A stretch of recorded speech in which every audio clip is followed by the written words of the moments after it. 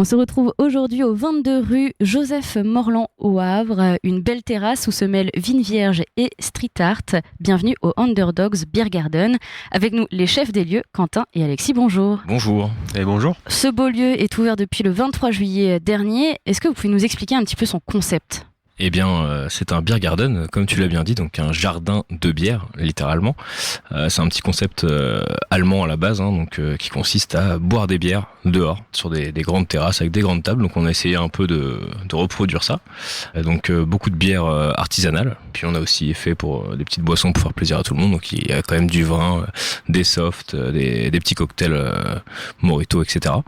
Donc voilà, un petit lieu pour profiter du beau temps, mais pas que, parce qu'on verra tout à l'heure qu'il y a aussi des espaces intérieurs, et le tout dans l'amour du bon produit. Tu parles de produits justement, d'autres alcools que de la bière, bien sûr toujours à consommer avec modération. Il y a aussi des softs, et j'ai aussi l'impression qu'il y a un désir de consommer un peu local. Il y a le gin Havrais notamment, et aussi représenter un petit peu les producteurs locaux. Tout à fait, en fait c'est juste qu'on met un peu l'accent sur essayer de trouver des produits un petit peu qui sortent un peu de l'ordinaire. Donc si on peut faire du local, c'est cool.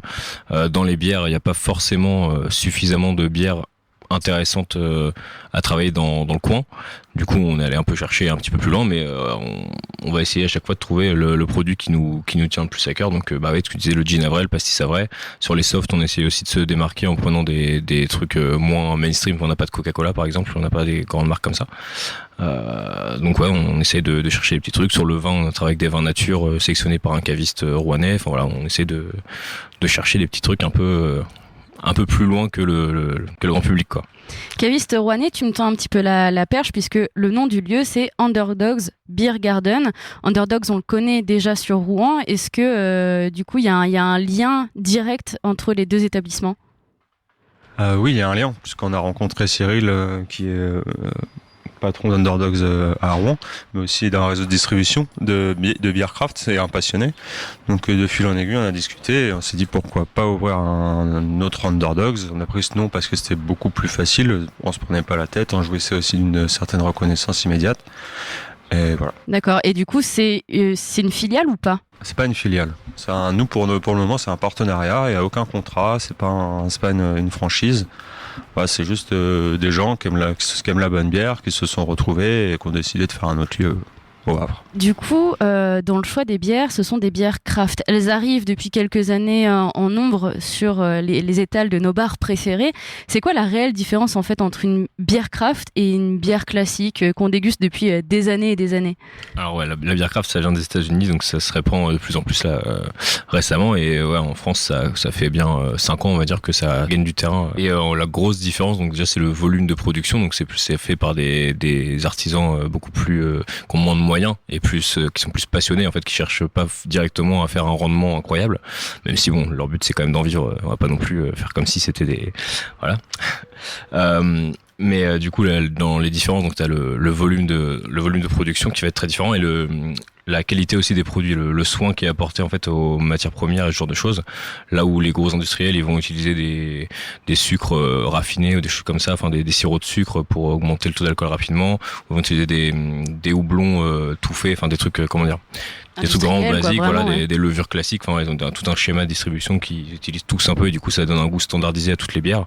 Voilà, les passionnés, ceux qui font de la craft, vont chercher le houblon directement dans des zones géographiques qu'ils aiment bien, vont travailler des fois leur levure maison, vont vraiment chercher à créer un truc inédit, quoi, enfin qui leur ressemble et qui leur plaît. En se donnant, ça coûte beaucoup plus cher du coup à produire, ce qui se répercute sur le prix final que vous allez payer. Donc c'est ce qui peut donner cette impression de c'est plus cher, mais pas toujours, parce que on voit que nous on arrive à sortir des bières à des prix défiant quasiment toute concurrence. Donc ça c'est pas mal. Et après, il y a aussi certaines bières qui sont plus chères, mais voilà, donc il y a un peu pour toutes les bourses, donc c'est pas forcément plus cher. Mais en tout cas, par contre, les produits, les matières premières sont toujours de bien meilleure qualité que ce qu'on peut avoir dans les gros industriels. Donc je sais pas de marque, mais j'imagine que tout le monde voit très bien de quoi on parle. Et au vu de ce que tu dis, ça veut dire qu'il y a une plus large palette de saveurs, du coup, dans ce processus-là ? Du coup, oui. Alors après, on peut faire plein de saveurs avec de l'industriel, hein. Il suffit de changer le sirop de sucre. Tu peux mettre des arômes de ce que tu veux dedans, donc il y a pas de limite non plus, hein. Mais Ouais, bien sûr. Faut savoir que chaque houblon a ses propriétés, chaque levure, et ça pour le coup c'est quasiment fini les levures, donc chaque levure a ses propriétés qui va changer la pétillance du truc, qui va changer la sucrosité, qui va changer le goût. Enfin, en fait, c'est infini les possibilités. Donc dès qu'on commence à s'amuser, à pas prendre le sachet de trucs qui s'achètent partout, on peut du coup faire tout et n'importe quoi. Enfin, donc c'est ça qui est assez fabuleux. Donc il y a vraiment pour tous les goûts dans la bière, quoi. Et on trouvera forcément ces goûts au Beer Garden puisque vous êtes ouvert depuis le 23 juillet et la carte a déjà changé plusieurs fois. Est-ce que vous pouvez nous expliquer pourquoi ? Le but, c'est que les gens ne s'attachent pas à une bière spécifique, qu'ils découvrent aussi beaucoup de bières. Et beaucoup de gens, malheureusement, sur un bec, vont toujours prendre la même bière et ne jamais changer. C'est aussi une volonté de montrer aux gens qu'ils peuvent aimer différentes choses. Et même si la dernière fois, c'était leur bière préférée, peut-être que la semaine prochaine, il y aura encore une bière préférée et ainsi de suite. Et c'est aussi faire travailler le secteur de l'artisanat, donc de craft, que de changer en permanence les becs. Et parce que nous on aime ça, on s'ennuierait si on ne mettait que la même bière sur le. Ouais, c'est ça nous permet aussi effectivement de pas s'ennuyer, de toujours conseiller des nouveaux trucs. On se rappelle le client qui est venu la dernière fois, j'ai adoré telle bière, elle est plus là, mais par contre du coup vu que t'as aimé ça, je peux te conseiller celle-ci. Donc on est toujours dans le conseil et ça c'est super cool. Là on voit, ça fait que 2 semaines qu'on a ouvert, on a déjà tous les becs ont déjà tourné au moins une fois. Donc ça c'est hyper cool, d'avoir ça et de pouvoir avoir le retour des clients qui ont aimé tel truc, et voilà, ça c'est top, c'est ça qu'on voulait faire, donc ça fonctionne bien pour l'instant. Alors on est d'accord, qui dit bière craft artisanale ne dit pas forcément aussi bière aux fruits avec des saveurs extrêmement étranges, avec du melon couplé. Pas du tout. Voilà, il y a de la fruitée, mais pas que aussi. Hein. Oui, voilà, bien sûr. Et puis surtout, on essaie d'être cohérent. Enfin voilà, là on a 9 bières pression. Et si on change n'importe quoi, si on donne une bière acidulée et qu'on l'enlève, on la remplacera par une autre bière acidulée ou quelque chose dans le même style. Mais par contre, si on a notre bec d'IPA, quand il va changer, on reprend une IPA derrière. On va pas d'un coup se retrouver avec que des bières aux fruits ou d'un coup que des bières brunes.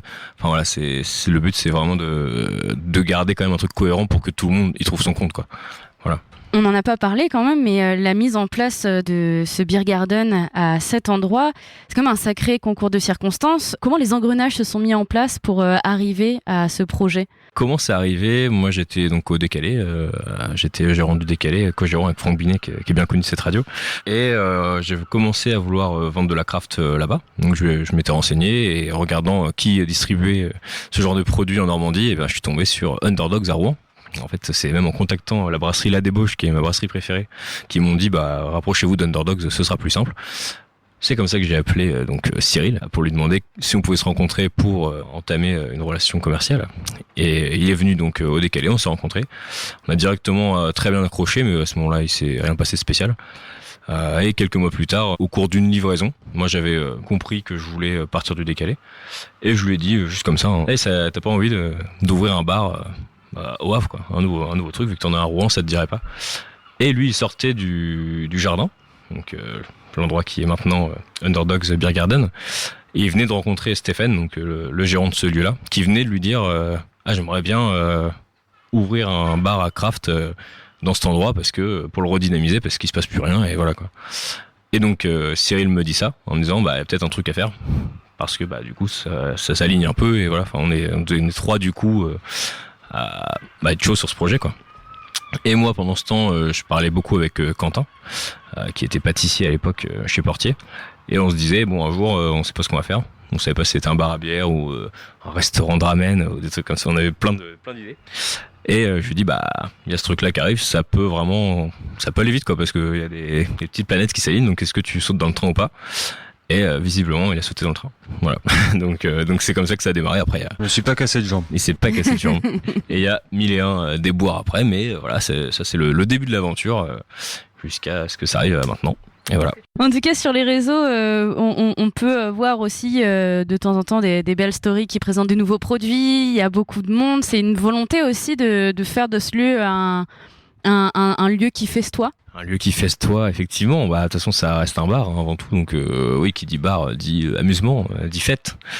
Voilà, j'aime bien ce mot. Donc effectivement, le but c'est que les gens s'amusent. Faut que ça vive. En plus, dans le jardin, comme ça s'y prête bien. Après, on est assez surpris de la clientèle. Alors surpris très agréablement. Il y a vraiment de tout. C'est-à-dire qu'on a des familles avec des enfants en très bas âge, on a des jeunes entre 18 et 25 ans, on a des seniors, on a des couples de 40-50 ans qui viennent prendre des bouteilles de vin. On s'attendait pas à vendre plein d'autres trucs que de la bière. En fait, c'est vraiment, il y en a une grosse clientèle aussi passionnée de bière et des gens qui finalement viennent aussi pour profiter du lieu, voilà, mais qui du coup de temps en temps vont se laisser, ah vous avez ça, je vais goûter. Donc c'est vraiment cool en fait, c'est hyper mélangé et du coup c'est super cool parce que je pense qu'à terme ça va aussi amener plein de gens à découvrir la craft, même si là il y a des gens qui sont encore non moi je veux mon mojito, voilà.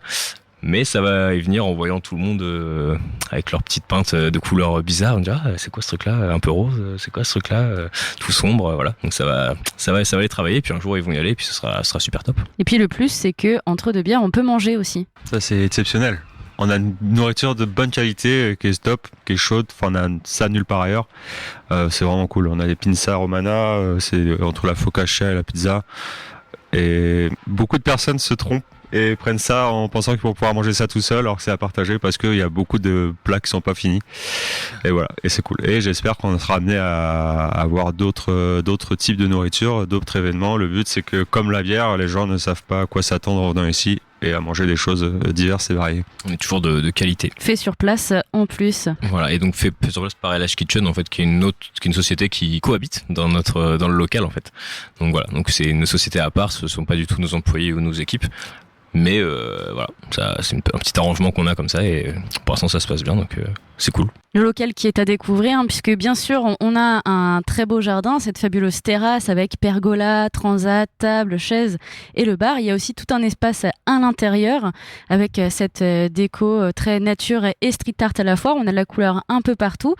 Et ben merci beaucoup en tout cas Quentin et Alexis. On invite tout le monde à vous suivre sur les réseaux sociaux. Vous êtes présents sur Facebook et Instagram. Et puis surtout on les invite à venir au 22 rue Joseph Morland pour découvrir ce bar. Yes. Merci beaucoup.